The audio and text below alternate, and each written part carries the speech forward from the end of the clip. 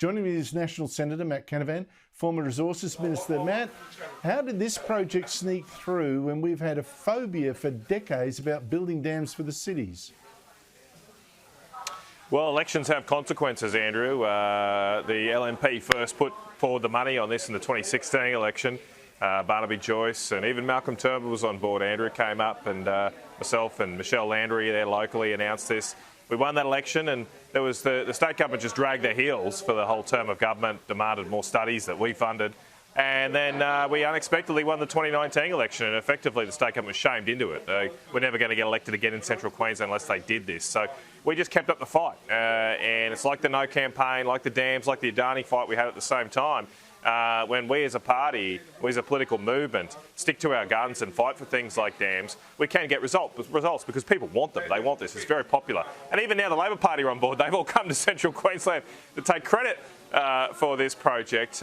When invariably, I'm sure if we'd lost that 2019 election, they would have cut the funding for this dam, just like they would have, just like they have done, I should say, for $7 billion of dam funding that we left them when we lost government last year.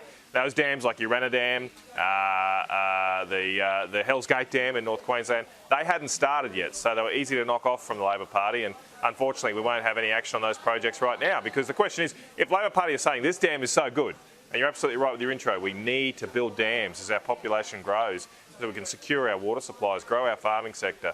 If this dam is so good, why won't the Labor Party fund the next one? Why don't we do the next weir, the next dam? We're now just back to being a standstill and doing nothing as a nation, which is very sad.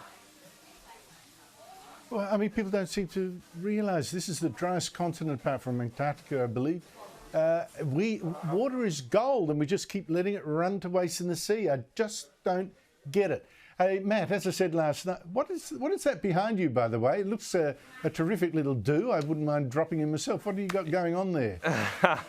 Well, we've got a Christmas party season, but we're also taking the opportunity to say thanks to all the no volunteers here. I'm up in Mackay with Andrew Wilcox and Bridget McKenzie here as well. So, yeah, we're just taking the opportunity to say thanks to all those people. We'll have other functions around central Queensland. We won that campaign based on people. It was based on courage, on fight. But we won the Australian people. As I say, it's just a good example about why we need to push back against all these agendas, net zero, all of this. When we do, we normally win. That's so true. I mean, mate, can you send some of that message down to the Liberals in Victoria? Now, I said last night the government's green energy targets look absolutely impossible now. The whole thing is a shambles. I think there's not one target it's going to meet.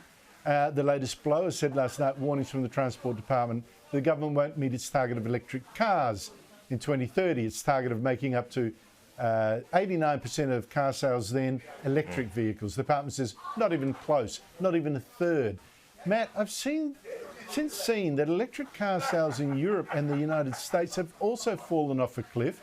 People have stopped buying this spin. What do you make of all this?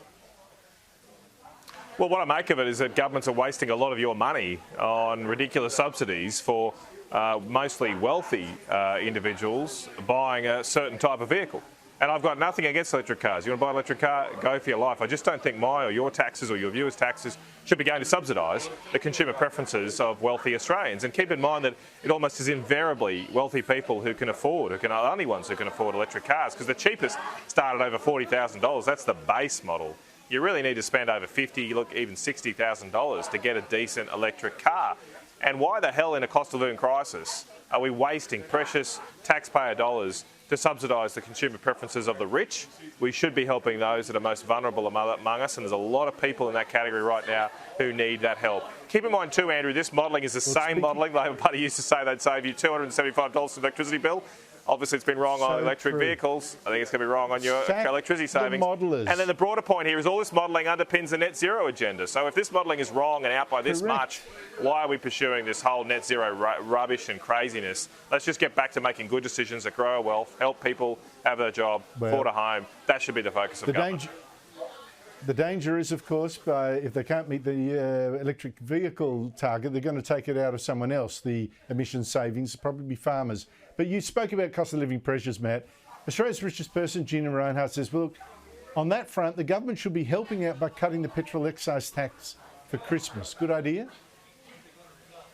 I suggested the same a few weeks ago. I think, number one, the government has slowed down the infrastructure rollout. They're not spending as much money now in the next few years on roads. So why should we be paying so much on fuel excise? And we could easily fund a 1 year half discount on the fuel excise, save you 22 cents a litre, save the average family $600 a year by just using the savings the government has taken on not funding roads to do this. We could add top of that, let's end the EV subsidies, end the electric vehicle subsidies to the rich and use that to help the poor pay for their petrol to get to and from work and drop their kids off at school. I think that would be a much better spending of public money.